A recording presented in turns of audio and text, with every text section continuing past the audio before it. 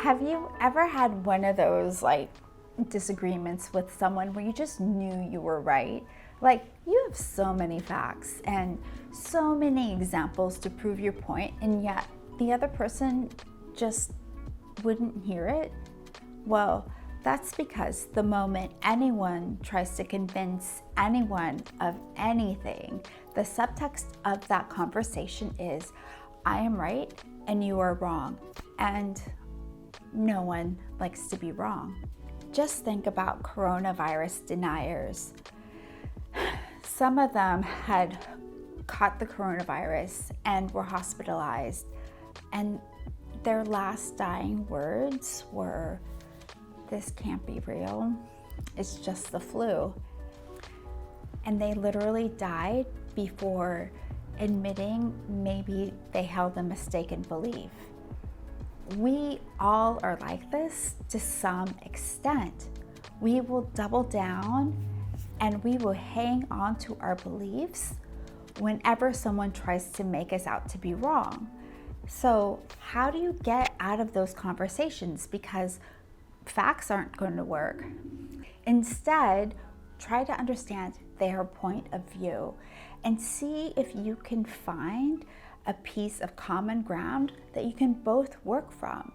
And this is how it works in real life. So in the 20th century, an alarming amount of teenagers smoked cigarettes. For decades prior, people said, "Don't smoke, you'll get cancer." And smoking ruins your skin and gives you yellow teeth and all of this stuff. And it had no effect whatsoever until someone asked teenagers why. And what they found was that teenagers don't like to be controlled or manipulated. And that was the piece of common ground, because the tobacco industry was manipulating teenagers for profit.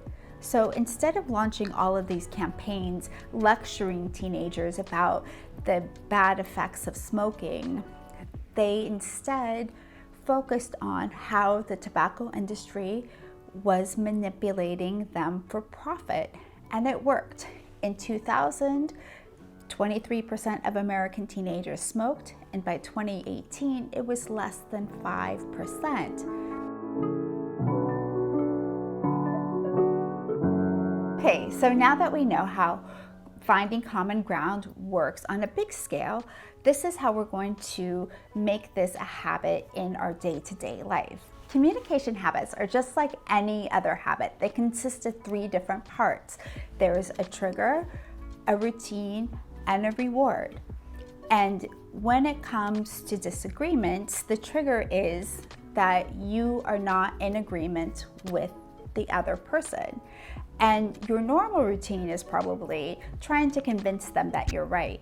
And instead, when you find yourself in a disagreement, your new routine is going to be try to understand where the other person is coming from and see if you can find common ground to work from.